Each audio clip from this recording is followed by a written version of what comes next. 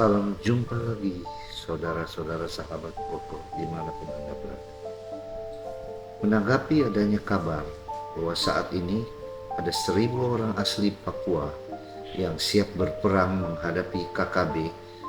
Dengan ini Jeffrey Bomanak selaku ketua dari OPM memberikan klarifikasinya.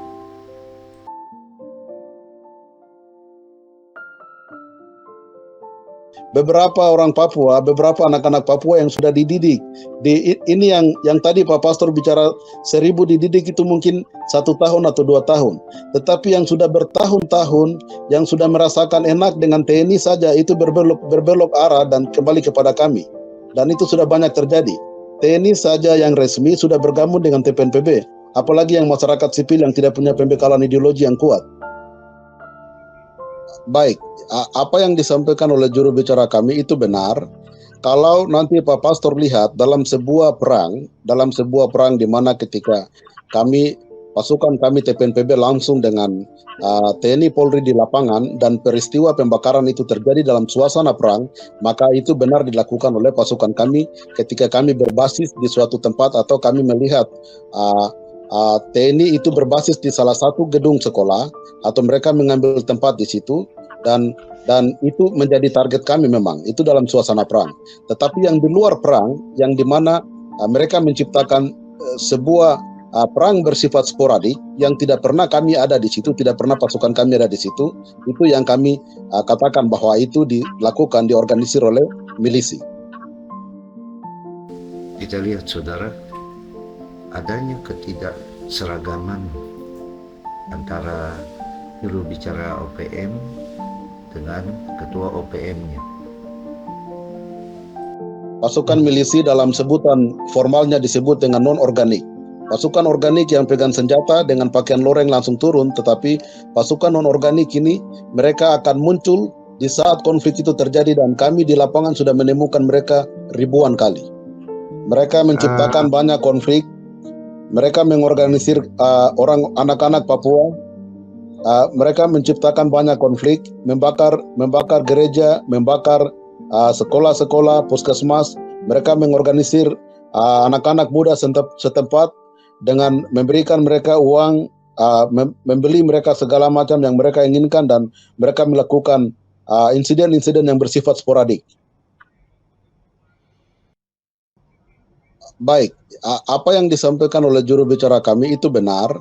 Kalau nanti Pak Pastor lihat dalam sebuah perang di mana ketika pasukan kami TPNPB langsung dengan TNI Polri di lapangan dan peristiwa pembakaran itu terjadi dalam suasana perang, maka itu benar dilakukan oleh pasukan kami ketika kami berbasis di suatu tempat atau kami melihat TNI itu berbasis di salah satu gedung sekolah atau mereka mengambil tempat di situ dan itu menjadi target kami memang itu dalam suasana perang.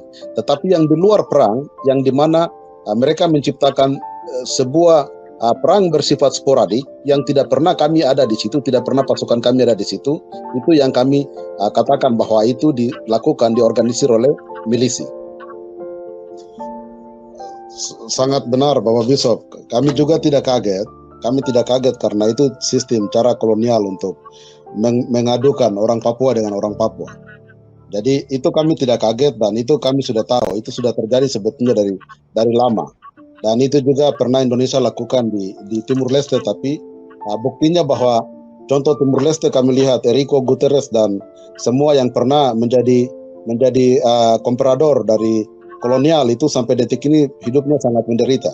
Tidak pernah dijamin dan itu menjadi sebuah proses pembelajaran yang penting bagi seluruh orang Papua untuk tidak boleh menentang sebuah kebenaran, menentang sebuah keadilan karena perjuangan bangsa Papua itu kami biasa katakan bahwa itu perjuangan suci.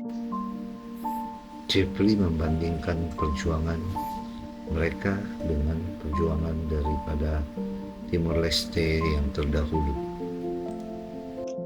Perjuangan suci. Kami tidak pergi merebut bangsa lain, kami tidak pergi merebut tempat lain. Kami menghormati bagaimana Tuhan menciptakan tanah ini.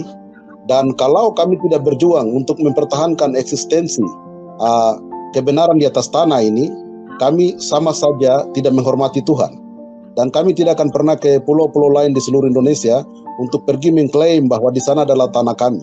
Itu tidak pernah terjadi. Tetapi bangsa Papua sudah sangat baik terhadap bangsa-bangsa lain yang ada di seluruh Indonesia yang biasa hidup di Papua.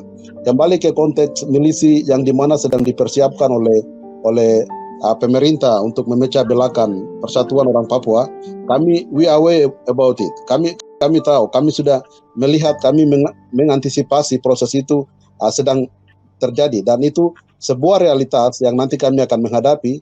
Tetapi kami yakin bahwa dengan penuh kesadaran dan kebenaran orang Papua yang saat ini setelah 60 tahun perjuangan, 1000 yang direkrut untuk masuk ke Papua, kami yakin bahwa mereka tidak akan pernah mampu untuk mengalahkan kekuatan kebenaran dan juga seluruh aspirasi rakyat Papua untuk merdeka.